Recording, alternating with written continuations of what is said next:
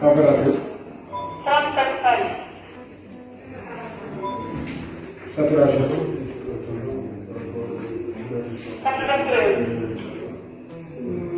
Dextro.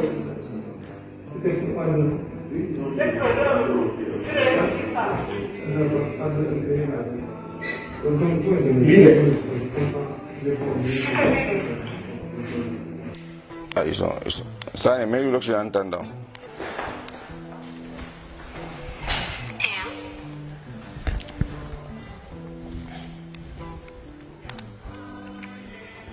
Mets-lui l'oxygène en attendant. Sané. Sané. Il faut couvrir le B1.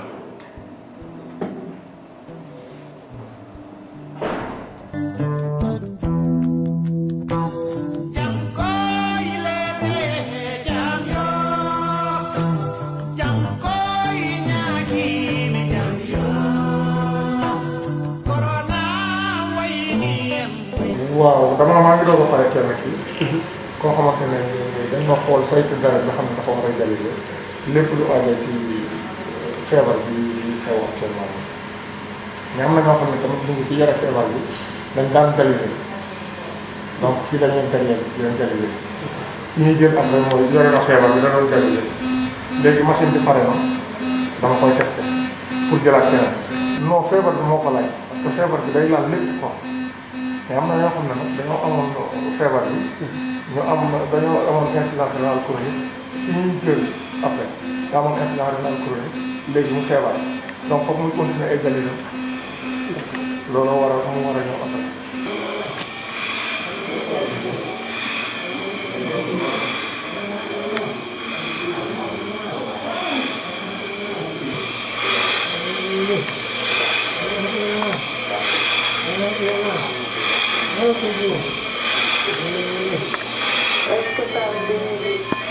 Dia dah mau kau.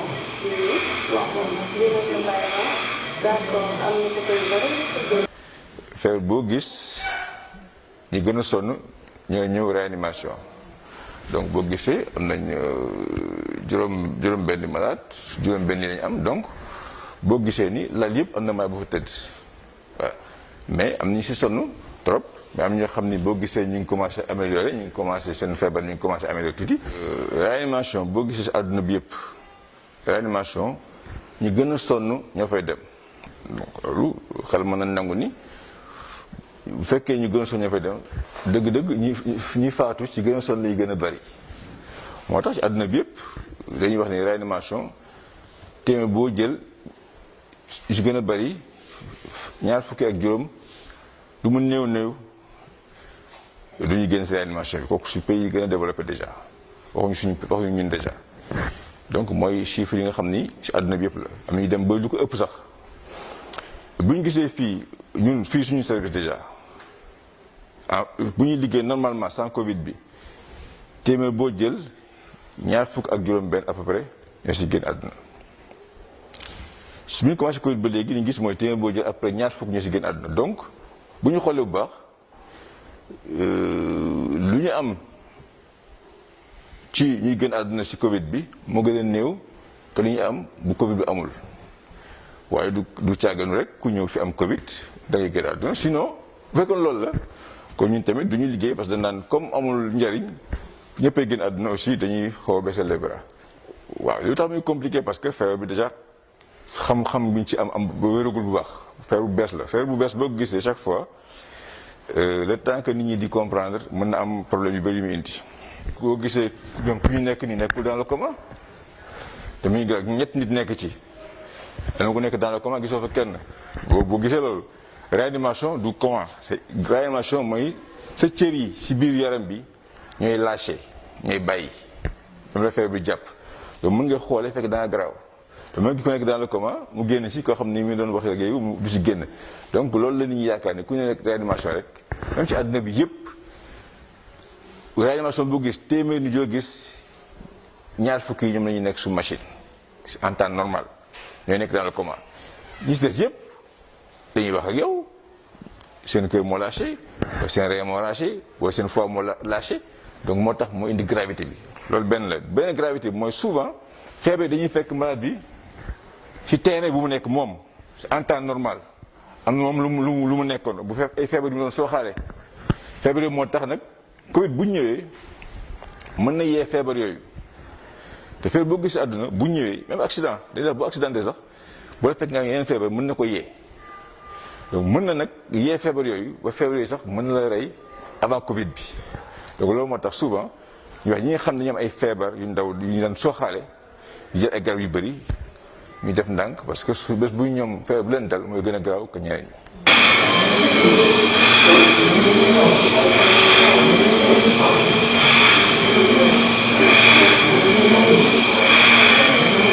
Réanimation moom malade chaque seconde dañ ko war a gis moo tax ñu def ñu nekk ci biir mais aussi ñeent la ñu ngi ci biir sol tenue mais aussi ñun tamit dañuy nekk ci biir mais di leen xool parce que pour suñu jaaxle yu ñu mën a dugg fekk leen mais réanimation mënoo bàyyi malade bi c'est une surveillance continue da nga war a gis malade bi tout le temps noyyam nan la mel xelam nan la mel xolam nan la mel réewam nan la mel tout le temps lépp da nga ko war a xam en continu loolu mooy définition réanimation donc loolu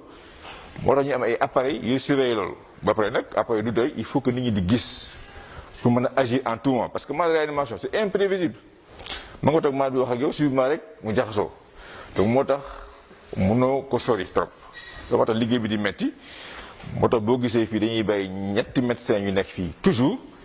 ak ñeenti infirmiers ak 8 agents d'hygiène yoo xam ne dañuy nekk fii toujours parce que sol bi ak sumi bi mënoo ko defal sa bopp foog moom ñu lay sol del sumi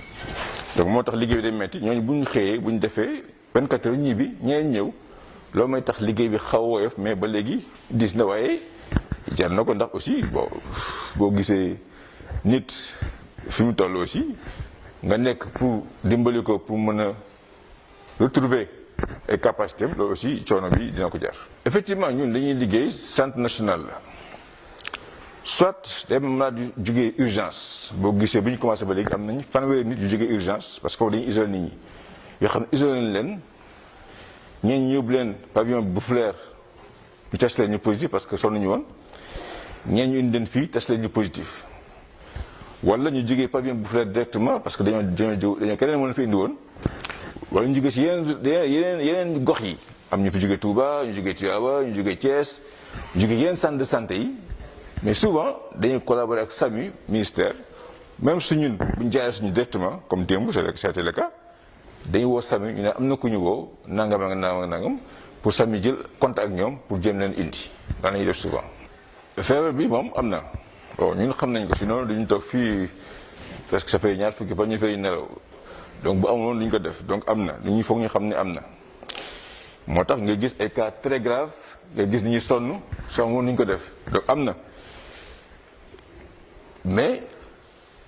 am boobu moo tax nga war ko nangu pour ñu dépister la pour mën la faj te bu fekkee da nga am signe de gravité aussi ñu teel ko gis parce que réanimation aussi wala si kenn ndax bu fekkee dañoo teel a gis signes yi souvent dañ si génn mais am na foo xam fu yegg ñu faj la nga ñàkk la faj mooy yem dafay am benn situation de non retour wax boo fa yeggee